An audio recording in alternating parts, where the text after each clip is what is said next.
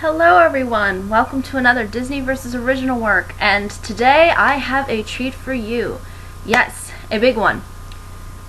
Mary Poppins. Yes, I am going to be looking at the original source material of P.L. Travers. This is Mary Poppins, which is actually a series of 8 books, but the Disney work is actually only based on 4 of them, the first 4 consecutively, and I'm going to kind of give you a sense of what P.L. Travers was going for and what Disney was trying to do. The interesting thing is that I don't think, out of all of the ones that I've looked at so far, that this one is completely off kilter of what the Disney work was trying to do. I feel like, having looked at all of them, I think Frozen is still I consider to be the most loosely based out of anything. But here there is still some consistency. There is some commonality between what both of these works were trying to kind of get at. So I'm basically going to look at the 4 books that P.L. Travers wrote and kind of compare it and contrast it with the Disney work. The interesting thing that you have to understand too about P.L. Travers is that she did not really live a pleasant life, and she wasn't really the nicest of people, apparently, and she's sort of, I think, was not that, at first, I think she still had this sense of willing to negotiate with Walt Disney, but she kind of had no choice. But it really is, her opinion of the Walt Disney film is really not good. She seems to really, she came out, I think, completely disliking the film, and she even kind of made it to her dying day saying, "I hate this movie." But I really don't think her, I guess it is a little bit more whimsical, the Disney work. There is a lot more whimsy and a lot more fun, I guess, within the story. And the adventures that they go on are a lot different.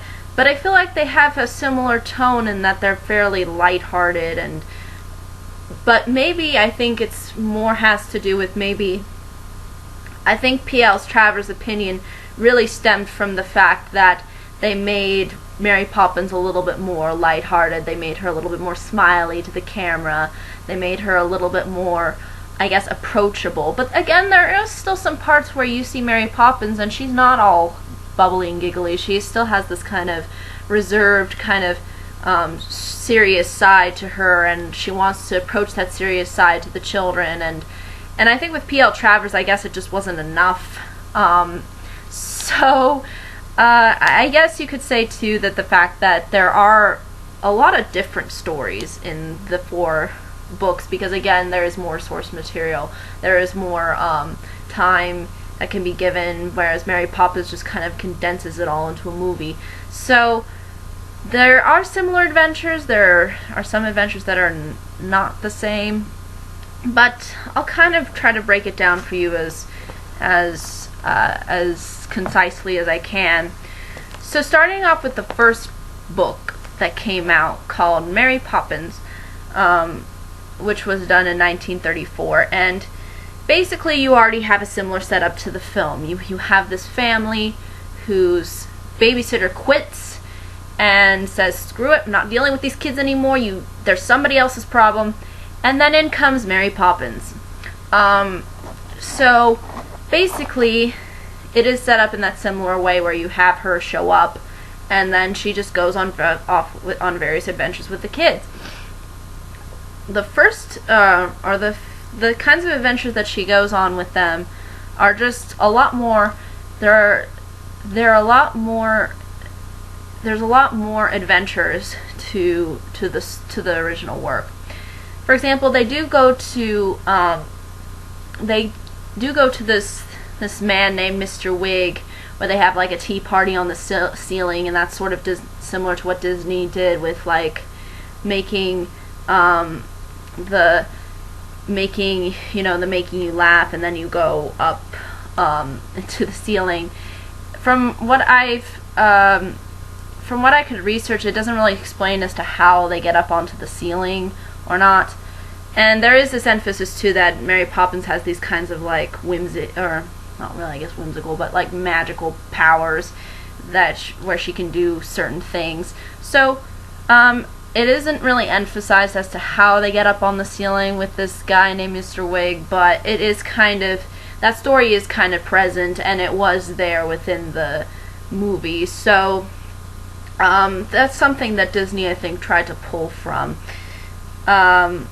Another interesting one that does not happen in the Disney work, and I thought it would be really cool if Disney included this one, they go on a trip around the world with like a compass, I guess, that Mary Poppins has, and they go to these various countries and learn about the various different culture and stuff like that. So there is this kind of interesting emphasis on culture within the story, and I thought that was kind of funny how Disney decided, no, we're not going to use that one. We're not going to do that. It probably would have taken up too much time because they go to all these various different places, and so to like kind of condense it up probably into a movie would have been hard. So I can kind of see probably why Disney scrapped it, but it would have been cool. And also they go purchase gingerbread stars from, they purchased gingerbread stars from this extremely old lady named Miss Corey. They go on a meeting with a bird woman, and I'm probably guessing that the bird woman is referenced to the one in the film where she's like feeding the birds and such. From my research, it didn't really explain the events involved with meeting this bird woman, but they when my research says meeting, I'm assuming that they actually go up and talk with her. But in the Disney work, I don't believe they talk with her or have a real conversation with her. She's just referenced, and there's a whole kind of song dedicated to her. So so I don't think the Disney work puts forth an encounter, but it seems like from the research that I pulled from the original work, there was this kind of encounter that they had with her. Also, there's a birthday party at the zoo among the animals, and so they go there and have a little adventure there. There's no zoo in the Disney work, which I also thought would have been cool. They could go to a zoo. But probably would have been too much. So that was in the original work, which I thought was interesting. And this last story from the first book is actually kind of odd. Because they go Christmas shopping with a star named Maya from the, I want to get this word right, Pleiades cluster of the Taurus constellation. And I don't know how you can go Christmas shopping with a star, but that I think just is open to your imagination and to your understanding if you ever decide to read the original source material, because I found it so odd when I read that. I go, what? They go shopping with this? Was P.L. Travers, like, where did she come up with this? Like, how did this happen? Like, I just couldn't help but kind of, like, laugh at it and go, like, really? Like, what? It's just so random. Just so weird that I didn't really understand it.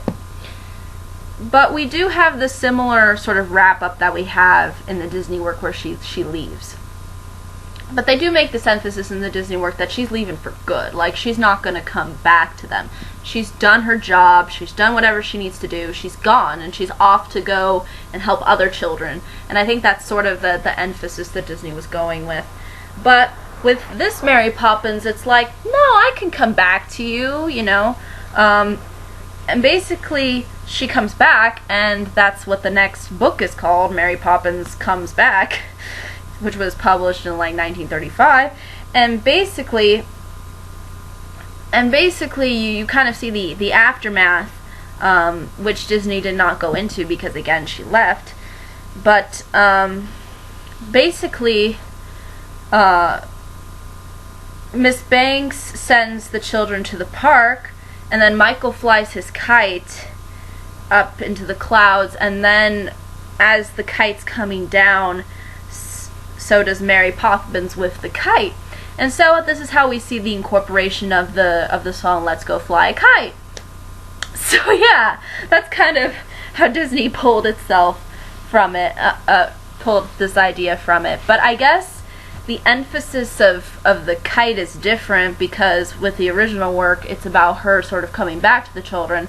But in a way, in the Disney work, this is like the last song, and it's sort of a way of representing her leaving, you know, her going up into the clouds, her going off to help other children, and sort of having the problem with the Banks' family sort of solved, and, you know, sort of releasing Mary Poppins to go out and help other people. So it's kind of like, it was kind of like symbolizing the opposite thing. It seems like, I don't know if that's what made P.L. Travers mad, beats me. But basically, this time, they go off on various different adventures again, but for the most part in this book, it's rather different. They meet the fearsome Miss Andrew, experience an upside-down tea party. In the Disney work, I think they kind of play with the idea of them being upside down, like on the ceiling, being able to like touch the ceiling and like walk on it. But I don't really know if that's really all that. It's pretty much involves the same experience as within the first book, but it's sort of treated here as a totally different, I guess, adventure. And then they visit a circus in the sky. So that's pretty much the end for those adventures. And then Mary leaves again, but this time with a return ticket, just in case she needs to return. So again, it's already kind of implied, yep, might need me to come back again, probably. So yeah, I almost found it interesting how, even though Mary Poppins, I guess, is portrayed in the original work as a little bit more uptight and stern, she constantly wants to come back to these kids for whatever reason. So I guess she likes kids, even though she's really stern with them, and I don't know, and is very intimidating. Really beats me. But basically, in the third book, which is called Mary Poppins Opens the Door, which was published in 1943, Mary Poppins returns to the park falling with fireworks. And I was wondering if the fireworks that, you know how the fireworks go off when the Admiral in the movie is like shooting out the fireworks and is trying to get like the chimney sweepers to go away? I was almost wondering if that was kind of a reference to the fireworks here, even though, yeah, Mary Poppins is never seen really being presented with having fireworks being shot out everywhere, but that's what the original work basically was going for. But this time she takes the 4 children. Now, it's important to note that there are a total of 5 kids that the Banks family has. It's not like in the Disney work where there's only 2, the Jane and Michael, but there's also John and Barbara. And John and Barbara, this is when John and Barbara, they were, I guess, little twins in the beginning with the first 2 books, but now with the third one, they're old enough, I guess, to go on these various adventures. And basically they visit Mary Poppins' uncle, named Mr. Twingley, befriend a statue that comes to life. Again, nothing like that happens in the Disney work. Go riding on a peppermint horse. They do ride horses in the Disney work, but they ride merry-go-round horses. not a peppermint horse. And then they experience a garden under the sea. Now, I don't know how they do this. It does not really say from the research I could pull, but I bet you anything, either way, it sounds pretty awesome, these various adventures. So, That's basically what they end up doing within the third book. But it is emphasized too that there are more children, that there is this John and Barbara involved too. And finally, the fourth book, Mary Poppins in the Park, which was published in 1952, they experience various adventures, including a tea party with people who live under the dandelions. Don't know what that means, if it means like that they shrink down and go see people who live among dandelions. Or how that works. It might be her magic or something. I have no clue. But that's an adventure that they go on. They visit cats on a different planet. And they go to a Halloween dance party with their shadows. And there is this kind of emphasis with Mary Poppins' shadow at one point, but it's not really in the Disney work, but it's not really something that's reused or kind of it's not treated like something like how Peter Pan's shadow is treated.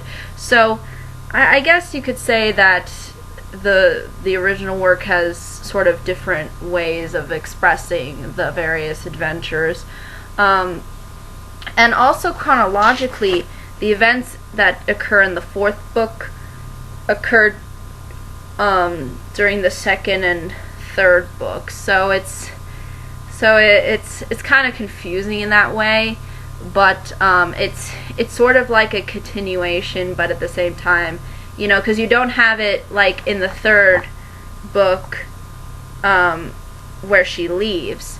So it sort of is that kind of like a continuation and putting things in that were already part of the other books. So it is kind of odd, but that's basically pretty much what Disney was basing its entire source material on. So it is really different. I mean, the adventures are completely different. The original work, I think, adventures are a little bit more wacky than the Disney work. I mean, I know dancing penguins and, you know, going into a cartoon world with a race and, you know, going off on a merry-go-round that's not part of the merry-go-round might be a little bit odd. But there's some pretty odd adventures that they go on in the original book too. So and they're kind of whimsical. They have this kind of whimsical touch to them. So I don't really see a lot of dark elements. I mean, there probably is a little bit more there because it's a little because it might be a little bit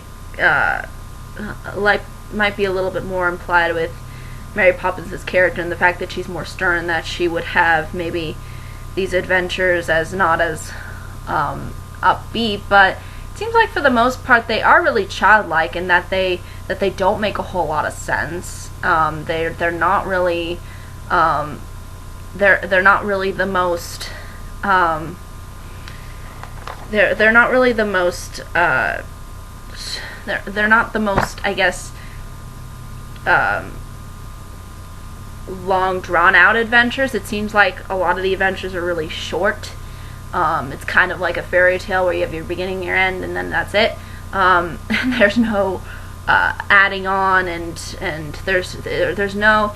It's not. You can tell that this is P.L. Travers was really trying to capture a child's mind in making these adventures kind of short, kind of illogical, and kind of just whimsical and fun. But there might be some dark undertones to the book, I'm not sure, but it does feel like that there's still some kind of whimsical charm and ideas thrown in there. So I think a lot of really her criticism has to do with the fact that Mary Poppins is not treated like how she's treated in the Disney work completely. And it is emphasized that she is a character that is a bit more stern. And P.L. Travers didn't like how they made her smile, how they made her a little bit more, I guess, approachable. But I think in a way that makes her a more interesting character, if you have her smile at some points and then have her be a little bit more serious and stern. You know, I think that makes her more interesting. There's more dimension and there's more more instances where you can play around with it, you know, where she's like singing about the birds and she is kind of being serious with the kids, and then there's other times where she's being kind of whimsical, like, you know, spoonful of sugar, you know.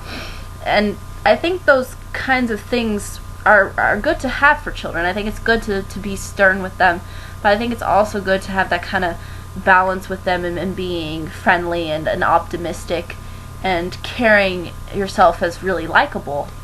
But I guess she's just a bit more stern in the original work. And as far as everything else, she's pretty much the same thing. She's the embodiment of a mentor and someone who helps these children. So that's pretty much it for her character. As far as Mr. Banks is concerned, the father of the children, in the book, he's hardly there. He's not given a lot of time, but he still but he still shows a really loving nature to his wife and children.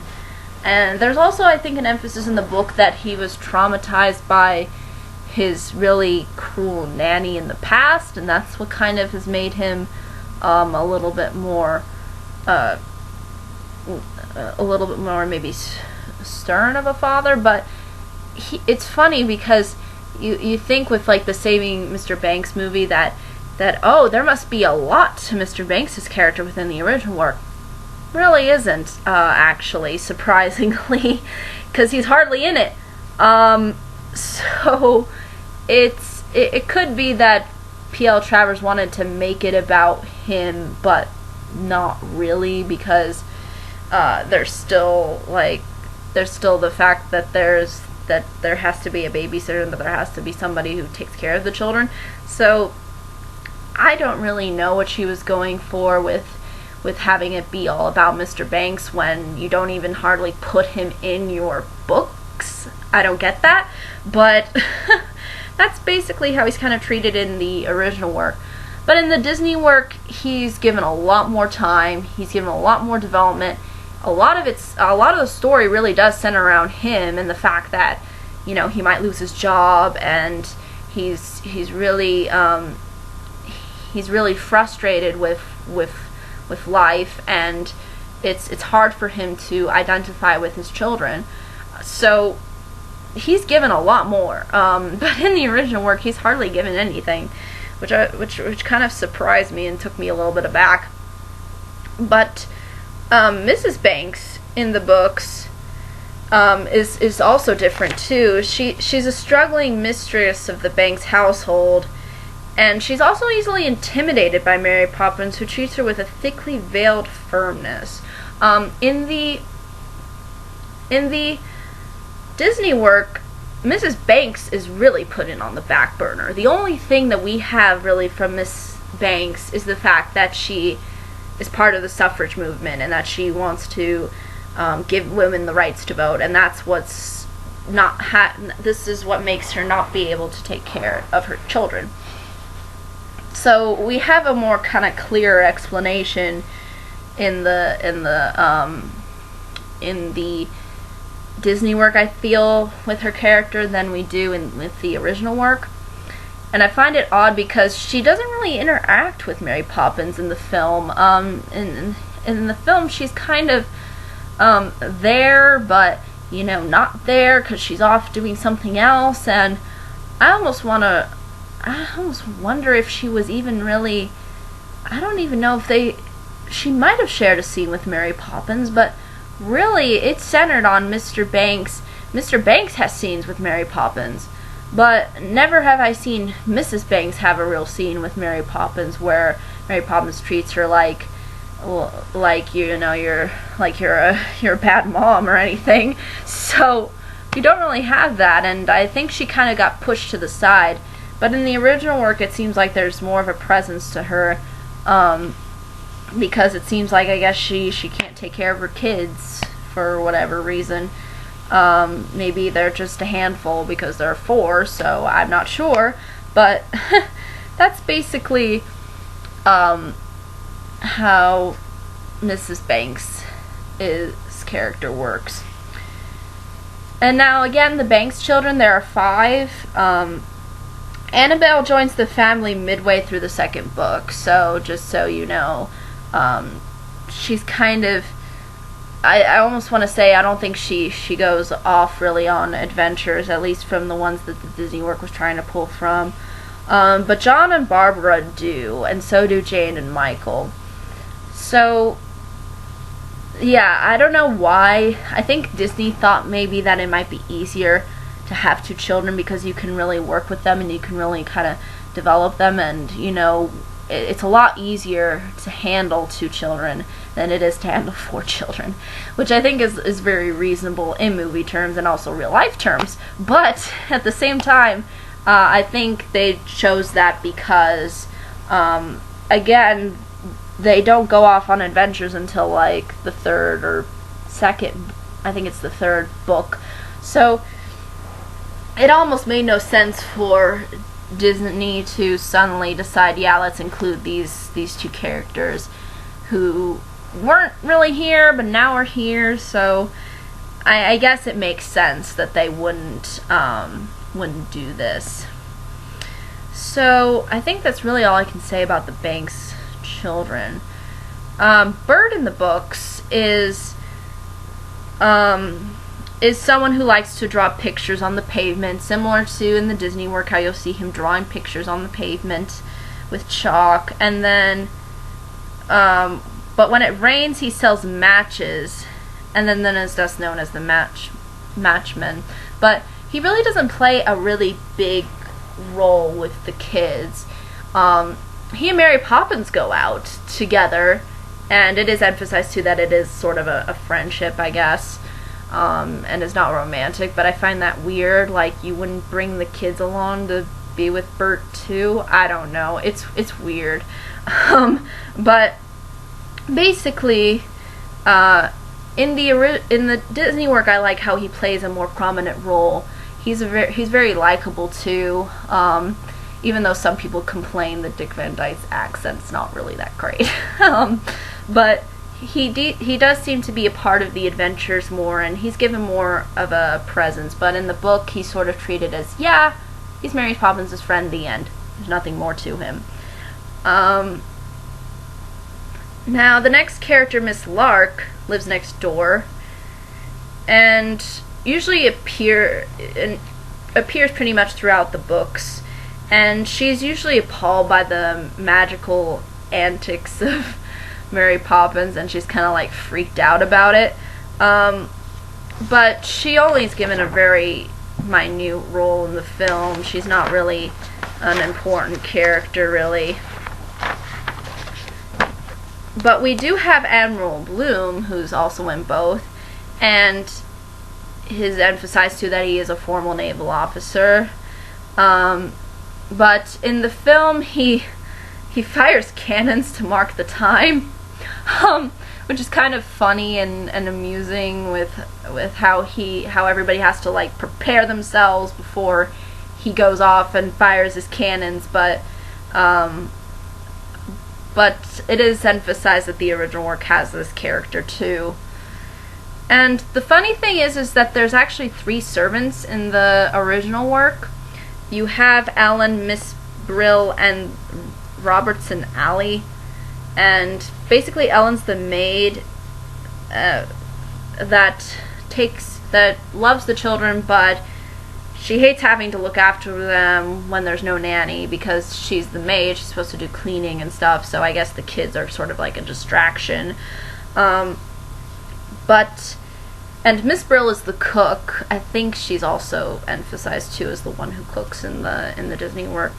And she, in particular, dislikes the other maid, Ellen, and she's often grumpy for no reason. That's pretty much it. But in the Disney work, I think Ellen and Miss Brill kind of are presented as more likable and more approachable, and I guess they're not like really hating on each other. At least I don't feel like that was a part of the movie at all, really. So you can take that for what it's worth.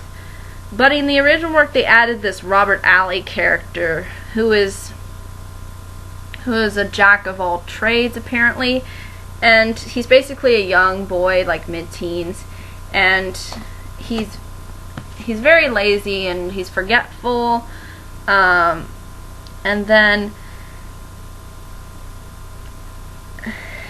basically he such things as putting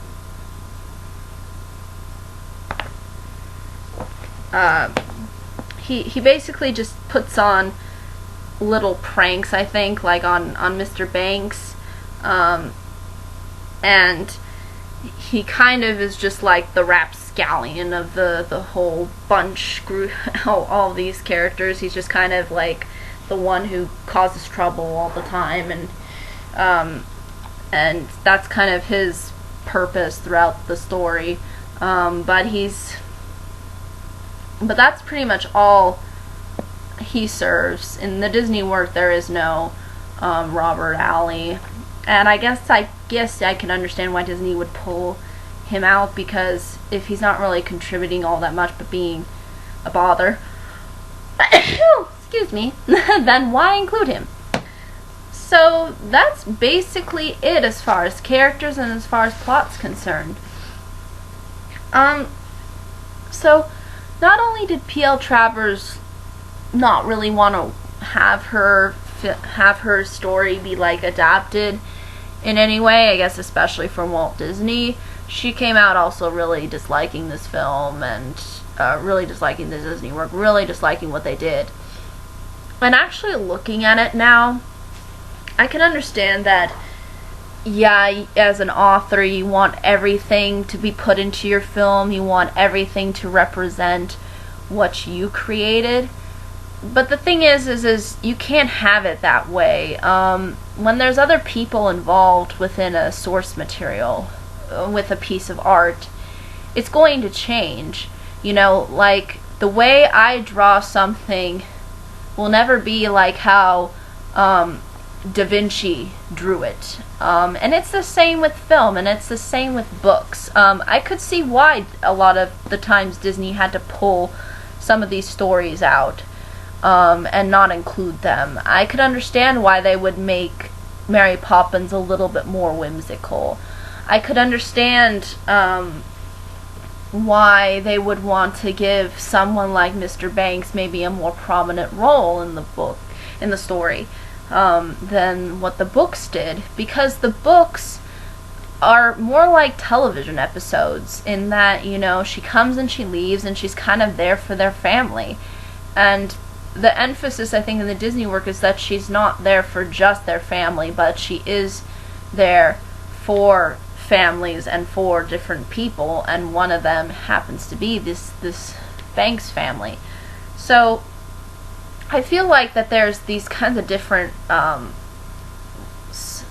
things that Disney was trying to do, and different things that P.L. Travers was trying to do. And some people will say, like, oh, the original work is just better because, you know, it's her work, and oh, Disney tampered in, and oh, they ruined the whole thing. And to be honest, looking at this story, I don't really see what Disney really ruined. They just made it different. That's all they did, to be honest. I don't see how in any way the Disney works insults her original source material, especially when you have such wacky stories like go riding on a peppermint horse, what? And then you go into the garden under the sea, and you do all these various like wacky adventures. You're probably gonna get a kind of wacky movie, or a movie that kind of is supposed to resemble the tone a little bit. But I guess you could say that maybe some of the elements within this original source material might be a little bit more darker and a little bit more stern, because we have this figure, Mary Poppins, that's a little bit more like this, and not so much like happy or smiling. And I think that's really what her major problem was the fact that they took Mary Poppins, who I guess meant so much to her, and then they just made her a little bit more happier. So I guess somehow that means that her whole life is tarnished just because they change that one little aspect to her character. But she still serves the same purpose. She still serves the same importance to the children in both works. So I really don't. I could understand being offended if the character is changed to the point where it's like maybe insulting, like they made Mary Poppins maybe like, I don't know, like if Disney made Mary Poppins like beat the children, or have her be neglectful and not responsible with the children, or maybe caring more about wanting money or something like that, then I could see if the motivation of the character is changed to the point where it sort of insults the character, makes the character not look like what the character was supposed to really kind of like emulate or represent, then I understand being angry. But I think Mary Poppins is supposed to emulate the idea of being sort of a mentor and being sort of a guide to these children. And I don't see how that's any different from the original source material compared to the Disney work, in the fact that she's just a little bit more stern and a little bit more just not as approachable as in the Disney work. That's really the only major change, at least really to the characters that we see. It's not like anything's completely altered, just kind of the roles are maybe switched a bit, but and to their importance, I guess. But I think everybody's going to have their own interpretation and their own take on these two works. I think they're both really interesting, and I think I would recommend people to read P.L. Travers's version and kind of see for themselves, and see if they like how they play out the adventures maybe more than in the Disney work. I'm not sure how you would ultimately perceive her adventures compared to Walt Disney's adventures that he has in Mary Poppins. But I think both works are cute and have this kind of sense of childlike thinking and mentality. So I don't really know what else I can add though, but I don't think that they're completely off kilter and completely out there. I mean, all of them pretty much have the exact same characters except maybe some changes. But yeah, it is probably one of the ones that resembles more than contrasts, I'd say. It's just kind of the finer details to things is what ends up getting changed. But ultimately, I think that's really all I can say. If there are any questions, comments, concerns, more than happy to answer them. But until the next video, everybody,